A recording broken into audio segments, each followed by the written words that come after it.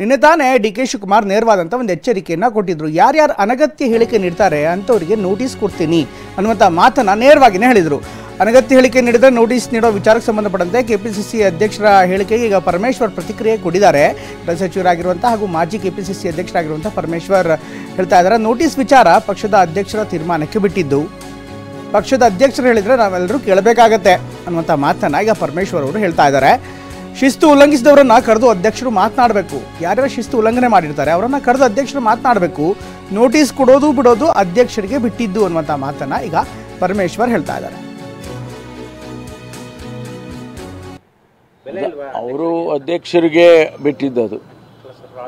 ಅವರು ಅಧ್ಯಕ್ಷರು ಏನು ತೀರ್ಮಾನ ತಗೊಳ್ತಾರೋ ನಾವು ಎಲ್ಲ ಅನೇಕ ಸಂದರ್ಭದಲ್ಲಿ ಅಧ್ಯಕ್ಷರು ಏನು ಹೇಳ್ತಾರೋ ಅದನ್ನೇ ಕೇಳೋದಲ್ವಾ. AICC ಹೇಳಿದರೆ ಅಧ್ಯಕ್ಷರು ಹೇಳಿದರೆ ಕೇಳ್ತೀವಿ, ಹೈಕಮಾಂಡು ಇಲ್ಲ. ಒಂದು ತಿಳ್ಕೊಳ್ಳಿ, ಯಾವ ಶಿಸ್ತು ಉಲ್ಲಂಘನೆ ಆಗಿದೆ ಅನ್ನೋದನ್ನು ಸ್ಪಷ್ಟವಾಗಿ ಆ ವ್ಯಕ್ತಿಯನ್ನು ಕರೆದು ಹೇಳಬೇಕಾಗುತ್ತೆ.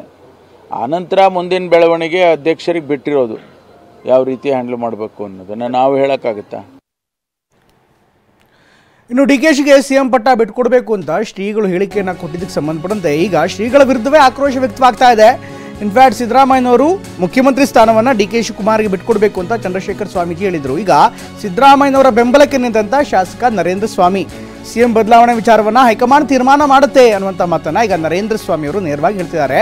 ಮಠಾಧೀಶರು ಶೋಷಿತರ ಧನಿಯಾಗಬೇಕೇ ಹೊರತು ರಾಜಕೀಯದಲ್ಲಿ ಇರಬಾರ್ದು, ಸ್ವಾಮೀಜಿಗಳು ಜಾತಿಯ ಧ್ವನಿ ಆಗಬಾರ್ದು ಅನ್ನುವಂಥ ಮಾತನ್ನು ನೇರವಾಗಿ ಹೇಳಿದರು. ಇದೇ ವಿಚಾರಕ್ಕೆ ಸಂಬಂಧಪಟ್ಟಂತೆ ಮಳವಳ್ಳಿಯಲ್ಲಿ ಈಗ ಕಾಂಗ್ರೆಸ್ ಶಾಸಕ ನರೇಂದ್ರ ಸ್ವಾಮಿ ವಾಗ್ದಾಳಿಯನ್ನು ಮಾಡಿದ್ದಾರೆ. ಸ್ವಾಮೀಜಿಗಳಾದಂಥ ಮಾತು ಸರಿಯಲ್ಲ, ಜಾತಿಯ ಹೆಸರಲ್ಲಿ ಸ್ವಾಮೀಜಿಗಳು ಮನುಷ್ಯತ್ವವನ್ನು ಮರಿಬಾರ್ದು ಅನ್ನುವಂಥ ಮಾತನ್ನು ಕೂಡ ಇದೇ ಸಂದರ್ಭದಲ್ಲಿ ಹೇಳಿದ್ದಾರೆ. ಶ್ರೀಗಳು ತಮ್ಮ ಸಮುದಾಯದವರಿಗೆ ಸಿಎಂ ಕೇಳೋದು ಸರಿ, ಆದರೆ ಶೋಷಿತರ ಧ್ವನಿಯಾಗಬೇಕು ಅಂತ ಈಗ ಶಾಸಕ ನರೇಂದ್ರ ಸ್ವಾಮಿ ಹೇಳ್ತಾ ಇದ್ದಾರೆ. ಬಹುಸಂಖ್ಯಾತರಾದಂಥ ಜನ ಸದಾ ಒಂದು ಪಕ್ಷಕ್ಕೆ ಬೆಂಬಲ ಕೊಟ್ಕೊಂಡಿದ್ರು ಕೂಡ ಈ ಒಂದು ವಿಚಾರದಲ್ಲಿ ಮಠಾಧೀಶಪತಿಗಳು ಶೋಷಿತರ ದನಿಯಾಗಬೇಕು ಹೊರತು ನೀವು ಜಾತಿಯ ದನಿಯಾಗೋದು ಸರಿಯಲ್ಲ. ನಾವು ನಿಮ್ಮ ಮಠ ಪೀಠಕ್ಕೆ ಶರಣಿದ್ದೇವೆ, ನಿಮ್ಮನ್ನು ಅನುಸರಿಸ್ತಿದ್ದೇವೆ, ನಿಮ್ಮನ್ನು ಗೌರವಿಸ್ತಿದ್ದೇವೆ. ನಮ್ಮನ್ನು ನೀವು ಮನುಷ್ಯರಂತೆ ಕಾಣಿ.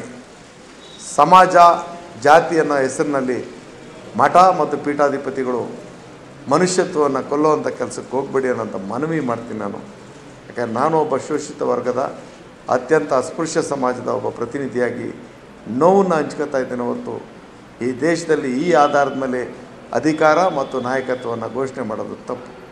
ಜೊತೆಗೆ ಈ ವಿಚಾರನ ಪಕ್ಷ ಮತ್ತು ನಮ್ಮ ಪಕ್ಷದ ಹೈಕಮಾಂಡ್ ತೀರ್ಮಾನ ಮಾಡುತ್ತೆ. ಇದು ದೇಶದಲ್ಲಿ ಬೇರೆ ರೀತಿಯ ಅಪಾರ್ಥಕ್ಕೆ ಅವಕಾಶ ಆಗೋದು ಬೇಡ. ಎಲ್ಲರ ದನಿಯಾಗಿ ಎಲ್ರಿಗೂ ನೀವು ಮಾರ್ಗದರ್ಶಕರಾಗಿ ಎಲ್ಲರನ್ನೂ ನಿಮ್ಮ ಮಕ್ಕಳಂತೆ ಕಾಣಿ ಅನ್ನೋಂಥ ಮನವಿಯನ್ನು ನಾನು ಮಾಡ್ತೀನಿ.